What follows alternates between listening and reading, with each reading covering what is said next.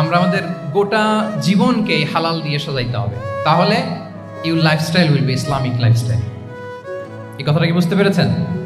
তাহলে your food should be হালাল, your drink should be হালাল, ইউর ফ্যাশন শুড বি হালাল, ইউর ইনকাম শুড বি হালাল, your entertainment should be হালাল, even your relationship should be হালাল। ব্যাপার কি? এটার এত আওয়াজ বেড়ে গেল, এটা কমন পড়ে গেছে নাকি? আচ্ছা বলেন, হালাল রিলেশনশিপ কোনটা বলেন? এই তো আসল জায়গায় হাত দিছি বোধহয়। আমাদের শিক্ষার্থী বন্ধুদের মধ্যে বিবাহিত আছি আমরা? হ্যাঁ, কারা কারা আছি দেখি তো, দেখি। মাশাআল্লাহ মাশাআল্লাহ, ঠিক আছে। আমাদের বোনরা উপরে আছেন, মাশাআল্লাহ, অনেকে হাত তুলেছেন, আলহামদুলিল্লাহ।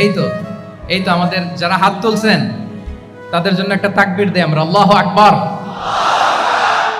এই যে আপনারাই বলেছেন, আমার কোনো লিগ্যাল অপিনিয়ন দেওয়ার প্রয়োজন হচ্ছে না, যে হালাল রিলেশনশিপ হচ্ছে বিয়ে। তাহলে বিয়ের বাইরে যদি আমার কোনো রিলেশনশিপ থাকে, হালাল না হারাম? ফতোয়া দিচ্ছে কে? আমি? আপনারাই দিচ্ছেন। বলেন, বিবাহ পরবর্তী কোনো যদি এক্সট্রা ম্যারিটাল রিলেশনশিপ থাকে, এটা ইসলামে হালাল না হারাম? তাইলে pre marriage relationship, after marriage relationship, এটা শরীয়তে হারাম। তো এই হারাম যদি আমি এই হারামের সাথে যদি নিজেকে জুড়ে দেই, তাহলে আমার লাইফস্টাইল এটা ইসলামিক লাইফস্টাইল হতে পারে না। আমরা বিয়ের মতো পবিত্র বন্ধনের মধ্য দিয়ে আমরা আমাদের দাম্পত্য জীবনকে উপভোগ করব। আল্লাহ তৌফিক দান করুন। এই যে অনেকে হাত তুলে ফেলছে, মাশাআল্লাহ, তার মানে সেকেন্ড ইয়ারে আছে, ফার্স্ট ইয়ারে আছে, থার্ড ইয়ারে আছে, আলহামদুলিল্লাহ, হালাল রিলেশনশিপে তারা গিয়েছে, মাশাআল্লাহ। তাহলে হালাল এন্ড হারামের ব্যাপারে যদি আমরা বলি, আমাদের পুরো জীবনের প্রতিটি অঙ্গন আমরা হালাল দিয়ে সাজাবো। কি বলেন? পারা যাবে তো ইনশাআল্লাহ? হারামের সাথে আমাদের কোনো সম্পর্ক আছে?